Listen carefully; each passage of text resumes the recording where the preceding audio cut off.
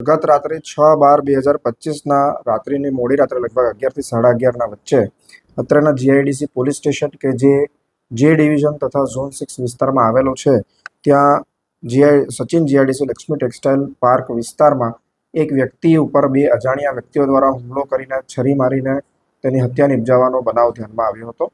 આ બનાવ અંગેની કોલ પોલીસ સ્ટેશન ખાતે આવતા પોલીસે ત્વરિત પગલાં લઈ સ્થળ પર પહોંચી તપાસ કરતા જાણવા મળેલ હતું કે આ કામના ભોગ બનનાર કે જેનું નામ ગગનકુમાર ઉર્ફે ગૌરવ મહાનંદ દાસનાઓ તેમના મિત્રો સાથે તેમના કામ કરવાના ખાતાના સ્થળે બહાર બેઠા હતા. તે સમયે બે વ્યક્તિઓ સ્પ્લેન્ડર બાઇક ઉપર આવીને તેમની સાથે બોલાચાલી કરી તેમને છરીના ઘા મારી દીધેલ હતા. આ કામના મરણ જનાર લગભગ એક અઠવાડિયા પહેલા તેમના મહિલા મિત્ર સાથે બપોરના તલંગપુર ગામ ખાતે આવેલ પંચવટી ગાર્ડનમાં બેઠેલા હતા. તે સમયે આ કામના આરોપી કે જેનું નામ ગૌતમ જયરામ દલાઈ છે, તેઓ ત્યાંથી પસાર થતા હતા અને તેઓ તેમની ભોગ બનનારની મહિલા મિત્ર બાજુ તરફ જોતા સામે જોવાની બાબતે તેમની વચ્ચે વિવાદ થયો હતો.